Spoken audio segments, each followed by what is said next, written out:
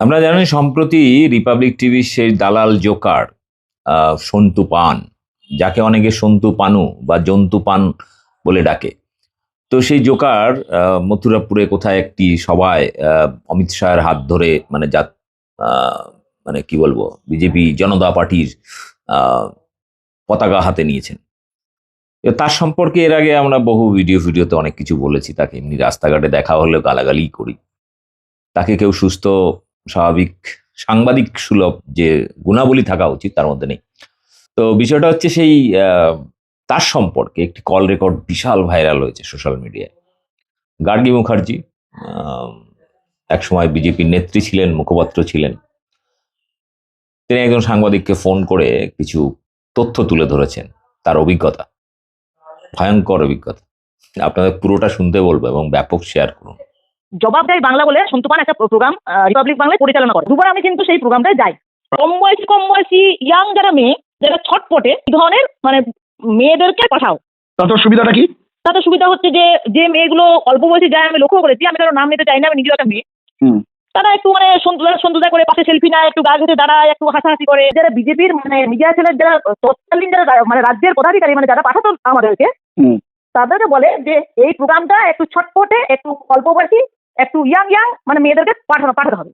এবং সন্তু পানের কাছে দ্বিতীয়বার যখন আমি যাই, বিভিন্ন মেয়েরা যারা গেছে মানে ওই প্রোগ্রামটা, তারা বলেছে যে ও মানে অনৈতিক সুযোগ নেওয়ার চেষ্টা করেছে, মানে তাদের সঙ্গে ব্যক্তিগত যোগাযোগ করা বা তাদেরকে মনে করুন কাঁধে হাত দেওয়া, হাতে হাত দেওয়া, মানে থেকে বেশি আমি ভাষায় বলতে পারছি না। ব্যক্তিগত যোগাযোগ বলতে ব্যক্তিগত যোগাযোগ মানে মনে করুন ওর সঙ্গে কেউ খেতে গেল কোথাও, ওর সঙ্গে বেড়াতে গেল কোথাও, তাদেরকে মানে খুব পছন্দ, মানে এরা যাই করুক তাকে কিন্তু কন্টিনিউয়াসলি তাদেরকে ডেকে তোলা হতো। আচ্ছা, তাদেরকে প্রমোট করতো আর কি। একদম প্রমোট করতো। এবং প্রমোটিং এর কারণটা কি, সে সুন্দরী, সে ছটপটে, সে ওর চোখে মানে অ্যাট্রাক্টিভ আর কি। তারপরে তাদেরকে মানে তাদের সঙ্গে ব্যক্তিগত যোগাযোগ রাখা, তাদের সঙ্গে বিভিন্ন রেস্টুরেন্টে খেতে যাওয়া, তাদের সঙ্গে ব্যক্তিগত মানে বান্ধবী বানিয়ে ফেলা, প্রায় আর কি, মানে বান্ধবী বানিয়ে ফেলা। হ্যালো। কিছুক্ষণ আগে রিপাবলিক বাংলার সাংবাদিক সন্তু পান অমিত শাহর হাত ধরে বিজেপিতে যোগদান করেছেন এবং এটা তার অধিকার, তিনি করতেই পারেন। তিনি সাংবাদিকতা ছাড়ছেন সেটাও লিখেছেন এবং আমরা যতটুকু খবর পাচ্ছি তারকেশ্বর থেকে ভোটে দাঁড়াবেন, সেটা আলাদা বিষয়। কিন্তু আপনি সন্তু পানের এই যোগদানের পর আপনি আমাকে কিছু মেসেজ করেন হোয়াটসঅ্যাপে, যেখানে আপনি সন্তু পানকে সরাসরি 1 নম্বর মহিলাবাজ লিখেছেন চরিত্রহীন, এবং আপনি বলেছেন ভীষণ বদমাস, সাংঘাতিক বদমাস। আপনি আরো লিখেছেন আপনি ওর প্রোগ্রামে গেছেন, সব বলবো। আপনি লিখেছেন সন্তু পান লম্পট। আপনি লিখেছেন আমি মুখপাত্র ছিলাম।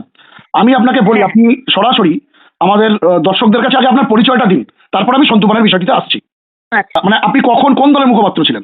আচ্ছা, আমি গত 26শে অগস্ট 2025 পর্যন্ত আমি দক্ষিণ কলকাতা সাংগঠনিক যে জেলা বিজেপির, তো দক্ষিণ কলকাতা সাংগঠনিক জেলার আমি মিডিয়া কনভেনার ছিলাম বিজেপির।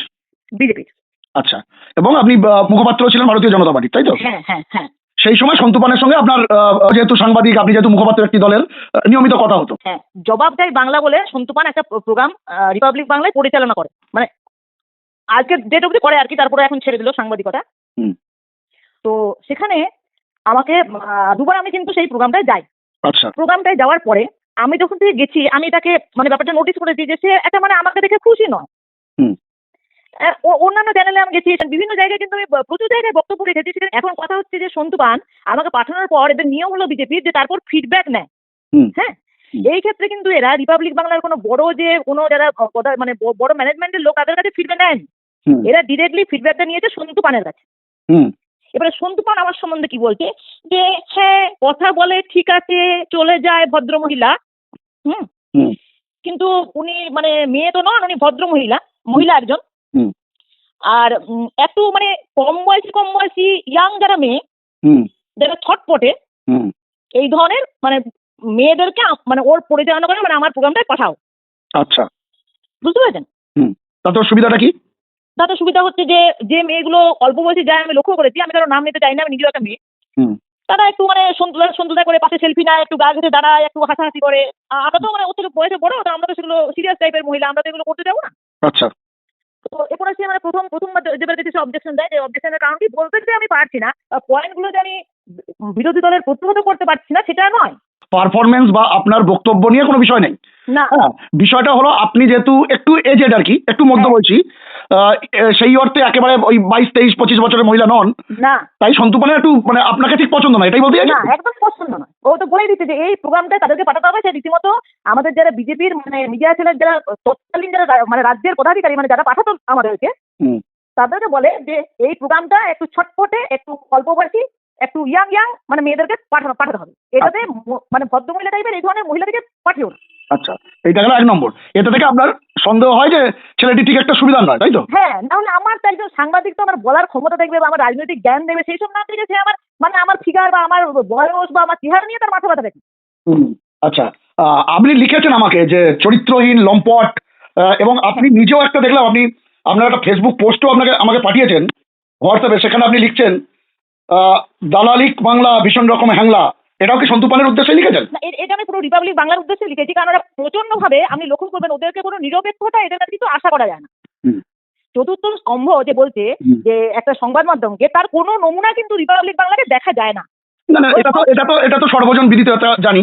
সন্তু পান ছাড়া আর কার মধ্যে সমস্যাগুলো দেখতে পাচ্ছেন? এবং সন্তু পানের কাছে দ্বিতীয়বার যখন আমি যাই, দ্বিতীয়বার যাওয়ার পরে তার মানে আমাকে দেখেই তার মুখটা মানে খুব ভার হয়ে যায়, এবং আমি যখন স্পটে আছি তখনই সে বলতে থাকে যে এই মহিলাকে আবার কেন পাঠানো হলো, হুম। এই আমার প্রোগ্রামটায় অল্প বয়সী মেয়েদের লাগে যারা অথচ আপনি বিজেপির মুখপাত্র হিসাবেই গিয়েছিলেন, তাই তো? হ্যাঁ একদম। হুম। আচ্ছা, এবং মানে সে কিন্তু রীতিমতো দ্বিতীয়বারের পর আমাকে ডাকেও নি বা সে অবজেকশন দিয়ে আমাকে আটকেও দিয়েছে যাতে আমি না যেতে পারি। আর আপনি এই লম্পট চরিত্রহীন লিখছেন কেন? হ্যাঁ, তার কারণ হলো আমি মানে আমাদের যারা বিজেপির অন্যান্য মহিলা, দেখুন আমি নিজে একটা দায়িত্ব নিয়ে নিজের দায়িত্বে কথা বলতে পারি, তাদের হয়তো আমি মানে নাম নিতে পারি না।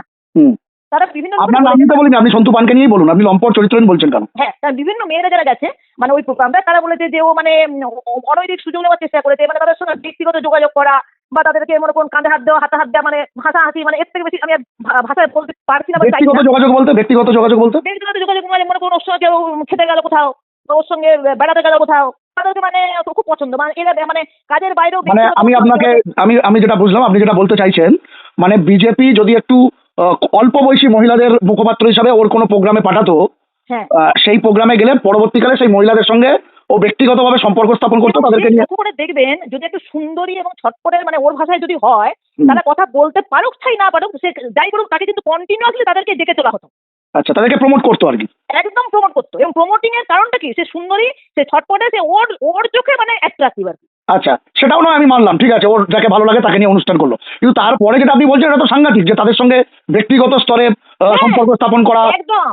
ও তারপরে তাদেরকে মানে তাদের সঙ্গে ব্যক্তিগত যোগাযোগ রাখা, তাদের সঙ্গে বিভিন্ন রেস্টুরেন্টে খেতে যাওয়া, তাদের সঙ্গে ব্যক্তিগত মানে বান্ধবী বানিয়ে ফেলা, প্রায় আর কি, মানে বান্ধবী বানিয়ে ফেলা। আপনি সব দায়িত্ব নিয়ে বলছেন তো? একদম। এই থেকে আপনার মনে হয়েছে যে সন্তু পান একজন চরিত্রহীন, একজন লম্পট? হ্যাঁ, না হলে আপনি ভাবুন, আপনি একজন সাংবাদিক, আপনি কোনো মহিলা বা পুরুষ বা সে সুন্দর না অসুন্দর, সে বৃদ্ধ না যুবতী, সেটা দেখবেন না তার কথা বলার কার্যকারিতা দেখবেন। ঠিক। মানে ধনী দরিদ্র, কালো ফর্সা এই ধরনের বিভেদ কি একজন সাংবাদিকের মনের মধ্যে থাকা উচিত? ঠিক। আপনি যদি এবার আপনার নামটি আমাদের দর্শকদের জন্য একটু বলেন, যদি আপনার বলতে অসুবিধা না থাকে, যদি আপনি বলেন যে। আমার কোনো অসুবিধা নেই, আমার নাম হলো গার্গী মুখার্জি, আমি বেহালা পশ্চিমে থাকি। ধন্যবাদ গার্গী দেবী, ধন্যবাদ, আবার কথা হবে আপনার।